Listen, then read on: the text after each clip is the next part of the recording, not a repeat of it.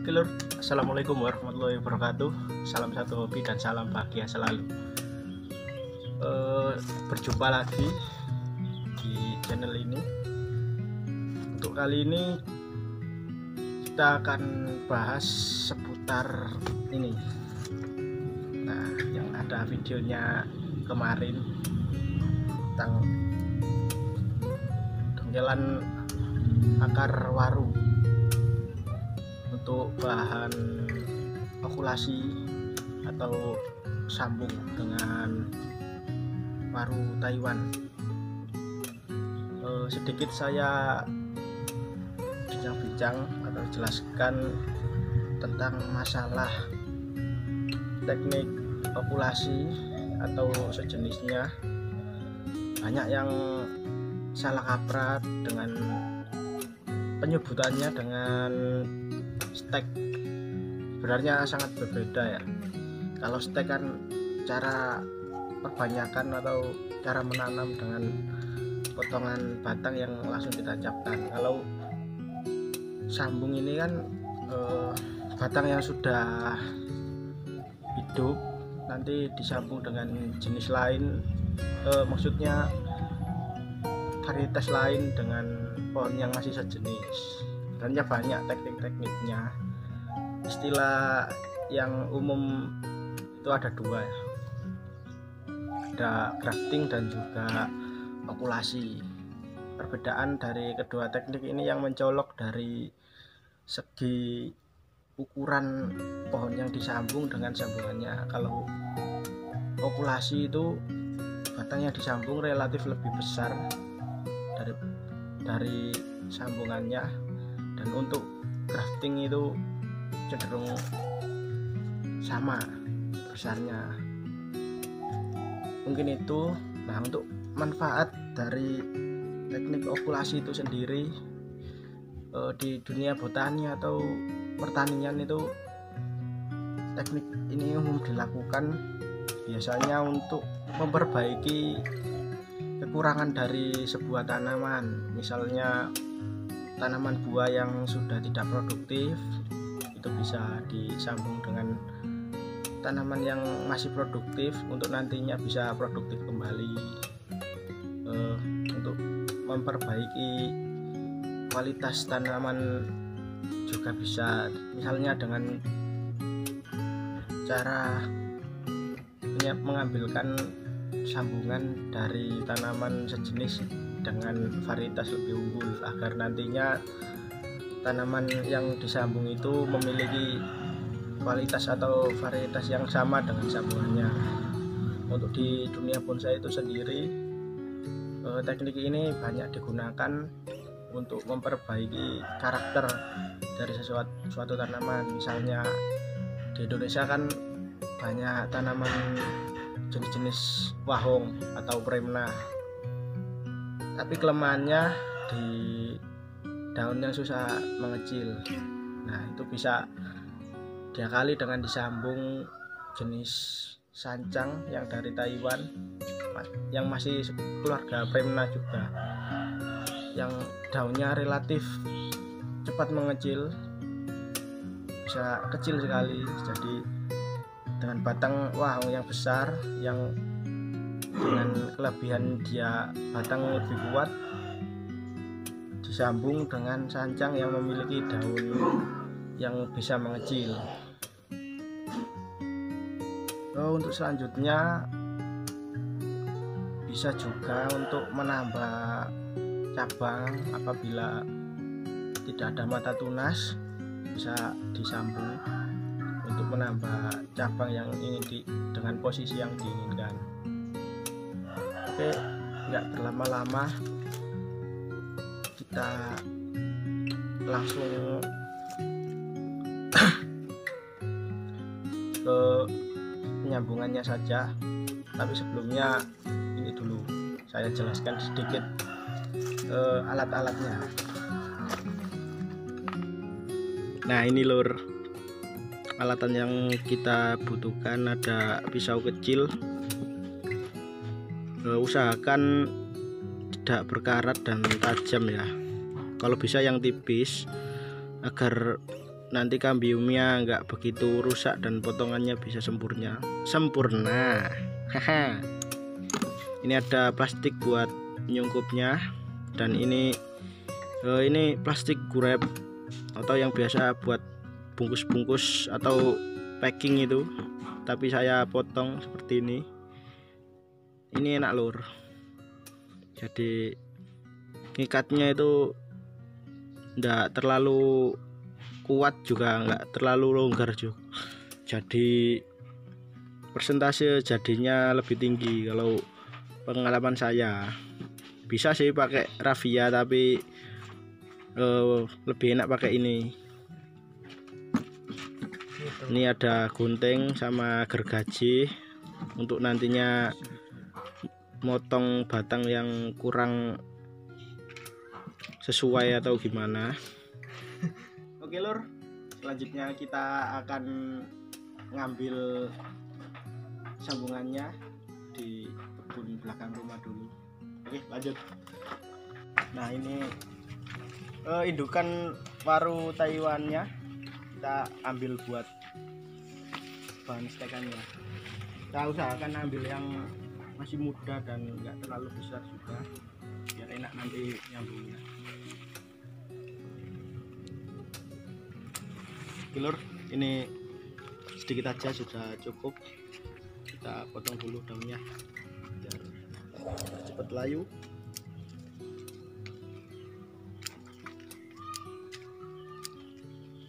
Oke, lanjut. Oke lur, kita lanjut penyambungan.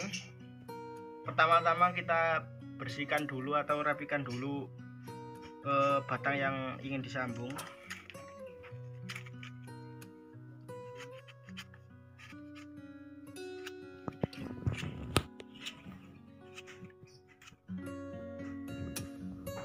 Oke, seperti ini kurang lebih. Pokoknya ada bekas luka baru. Oke, lanjut kita runcingkan dulu bahan sambungannya. Untuk tips dari saya, usahakan sayatannya ini dekat dengan mata tunas. Nanti saya jelaskan apa gunanya.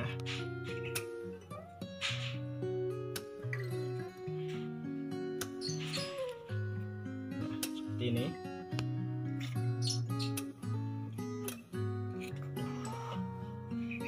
Oke, selanjutnya kita sayat jalur kambiumnya yang terletak di antara kulit dengan kayu. Kita sesuaikan dengan posisi tunas yang ingin kita tumbuhkan atau yang kita inginkan. Nah, seperti ini. Lanjut yang kedua.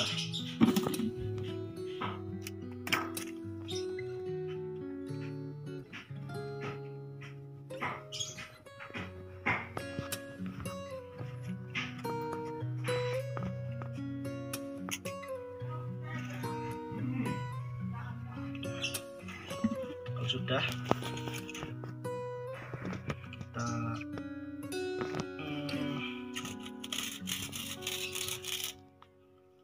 ikat.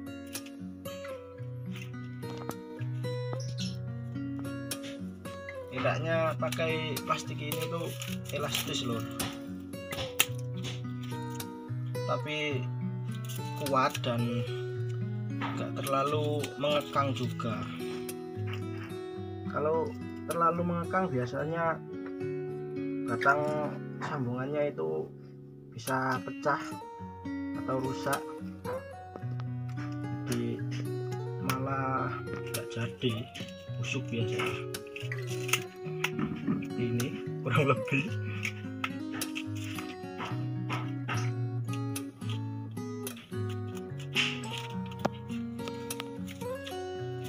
Enaknya kalau belum ditanam itu bisa dibolak-balik bahasa Jawanya.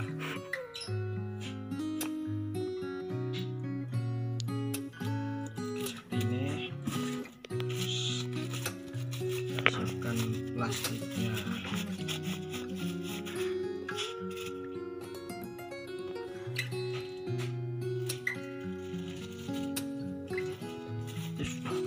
dari saya lagi, usahakan kalau mengikat plastik sungkupnya itu di bawah dari sayatan ini seperti ini. Kalau dikhawatirkan nanti di dalam sini biasanya berembun. Kalau nalinya kita di atas ini, dikhawatirkan embunnya ini masuk ke sela-sela sayatan dan menyebabkan kebusukan. Kalau diikatnya di bawah ini gini kan embunnya bisa turun. Pedot lek.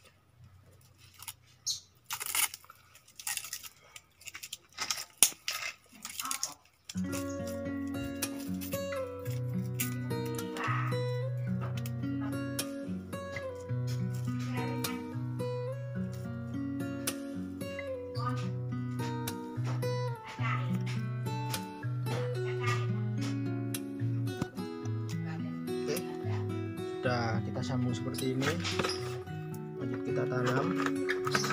Agak sedang, kita pakai ember ini aja, sudah saya lubangi.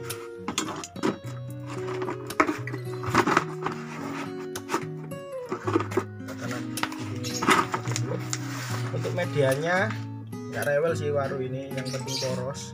Saya pakai pasir kali campur dengan tanah sedikit.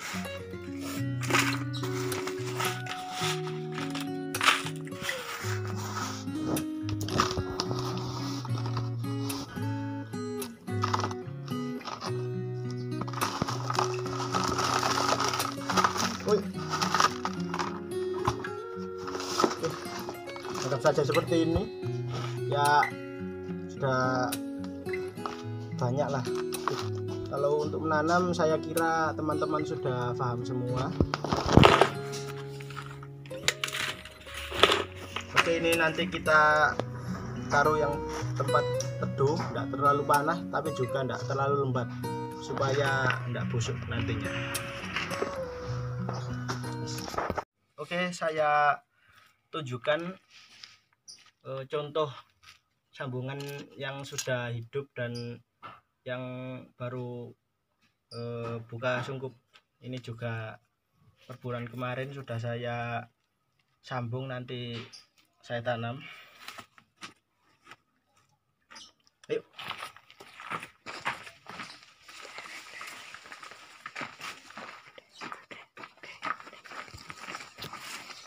Nah, ini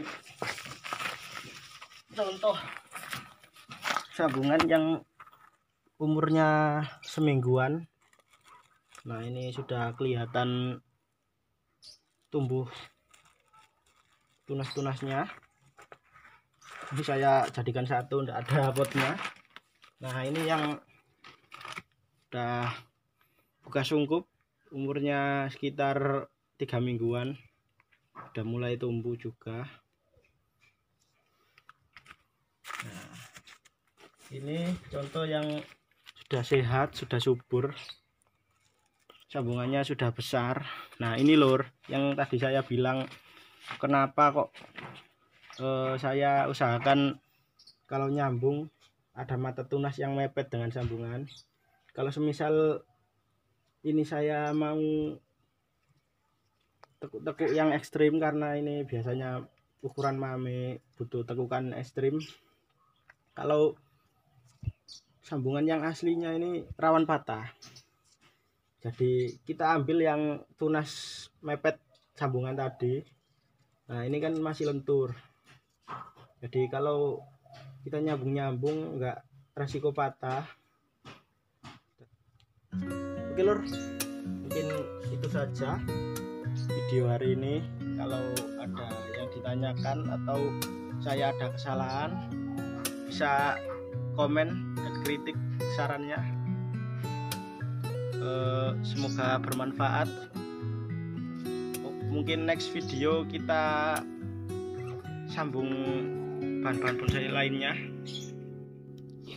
Salam satu hobi, salam bahagia selalu. Wassalamualaikum warahmatullahi wabarakatuh.